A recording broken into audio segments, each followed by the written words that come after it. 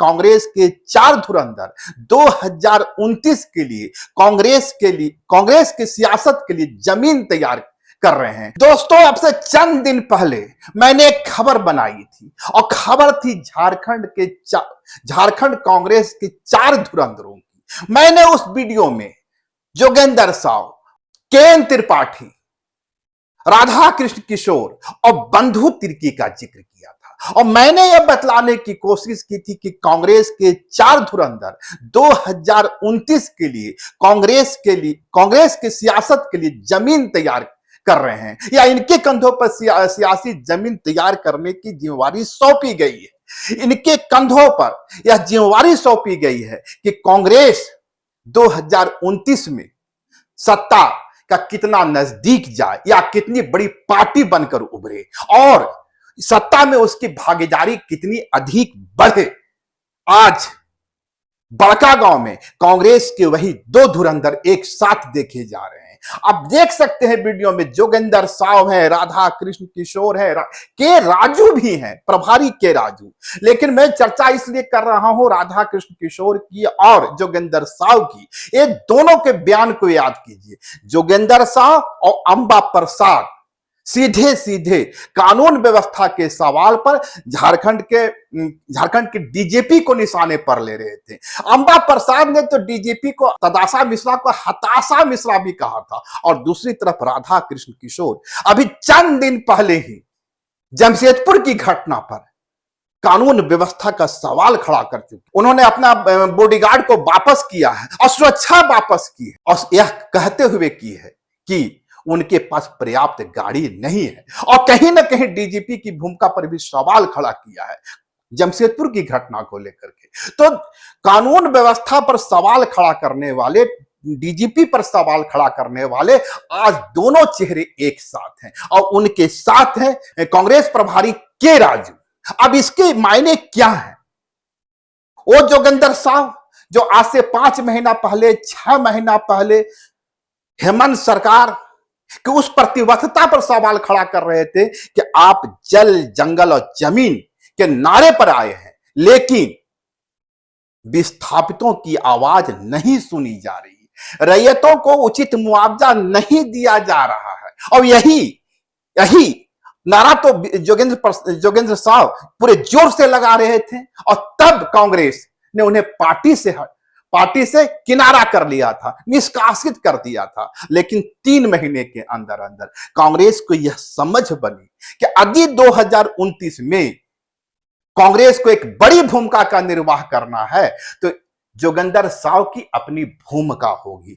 पूरे बड़कागांव की सियासत में जोगेंद्र साव एक बड़ा चेहरा है। बड़ा चेहरा इसलिए है कि खुद भी विधायक बने, उनकी पत्नी भी विधायक बनी, बेटी अंबा प्रसाद भी विधायक बनी और आज भले ही वे अंबा प्रसाद वहां की विधायक नहीं हो, लेकिन विस्थापन के सवाल पर, विस्थापितों के सवाल पर जिस तरीके से जोगेंद्र साव मुखर रहे हैं, आप कह सकते हैं उस इलाके का सबसे पॉपुलर चेहरा के रूप में सामने आए हैं। लेकिन बड़ा सवाल यह है कि जिस जोगेंद्र साव की आवाज को तब दबाने की कोशिश हुई थी और यह कहते हुए कोशिश हुई थी कि आप सीएम हेमंत पर सीधा अटैक करने की कोशिश कर रहे हैं।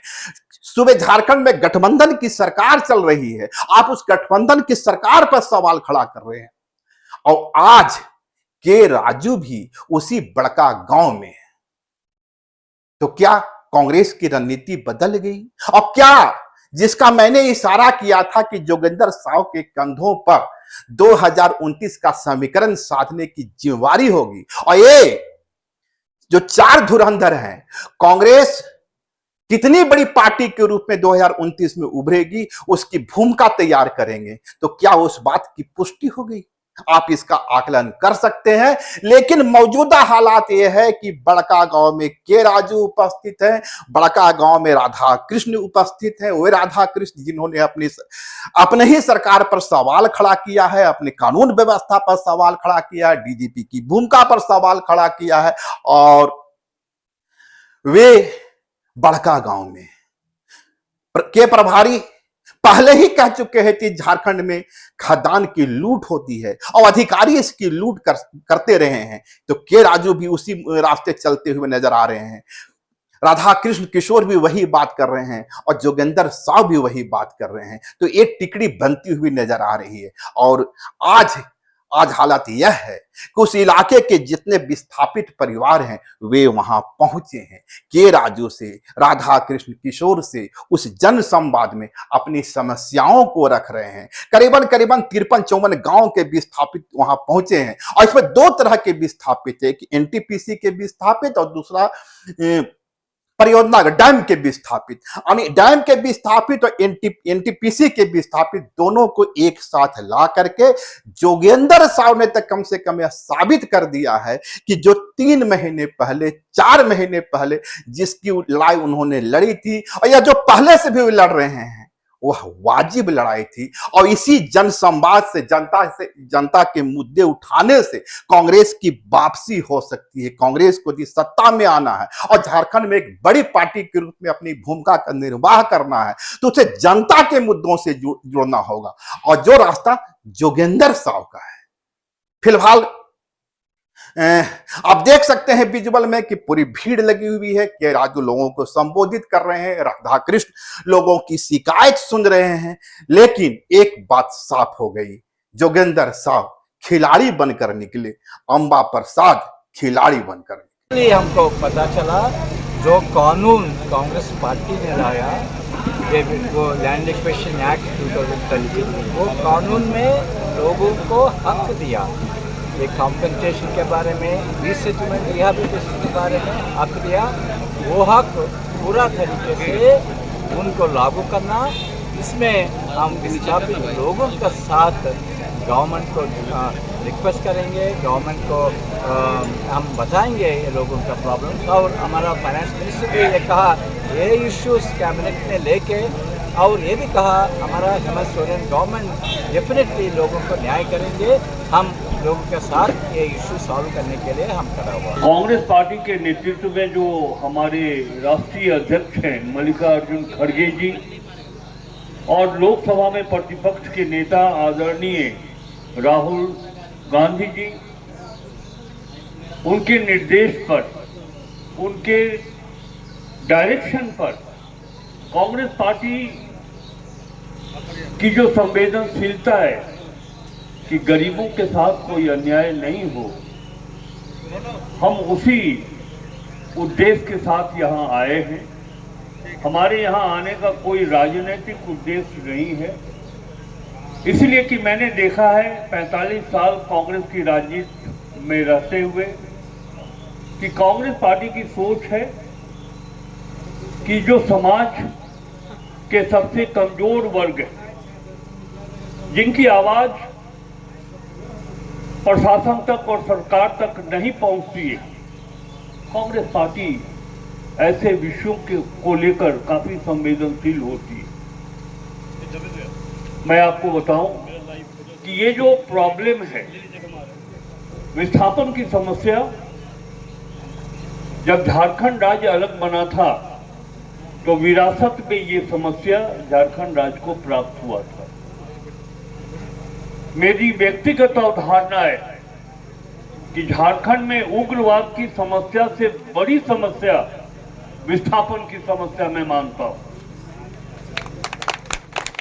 उससे बड़ी समस्या है ये। एक व्यक्ति जो इस धरती पर जन्म लेता है और उसके पूर्वज बहुत मेहनत मशक्कत करके जमीन आशियाना बनाते हैं, थोड़ा मोड़ा जमीन होता है, खेती करते हैं, परिवार को चलाते हैं, बच्चों को पढ़ाते हैं, और विकास के नाम पर अगर उनकी जमीन कोई ऐसे कंपनी लेता हो जिसके कारण वो विस्थापित होता है, मैं इस बात को भी मानता हूं कि विकास भी जरूरी है, लेकिन कांग्रेस पार्टी का ये कहना है, ये मान्यता है कि अगर हम विकास के लिए जमीन ले, जरूरत भी है, तो उससे विस्थापित जो हुए हैं उनकी रक्षा भी करना सरकार और प्रशासन की जिम्मेवारी बनती। और तभी मैंने कहा कि झारखंड बनने के बाद ये सबसे बड़ी समस्या किसी भी सरकार के सामने अगर है तो विस्थापन की समस्या है। मैं जानता हूं मेरे यहाँ पलामू जिले में जितनी सिंचाई की योजनाएं और उससे जो विस्थापित हुए हैं, आज उनके पास फसल उपजाने के लिए कोई स्थान नहीं, कोई जमीन नहीं है। वो अपने बच्चों का लालन पालन कैसे कर रहे हैं, ये दर्द हम जानते हैं और हमारे कांग्रेस पार्टी के सभी नेता जानते हैं। लाइव लगातार के वीडियो को लाइक करें, सब्सक्राइब करें और बेल आइकन को दबाना न भूलें।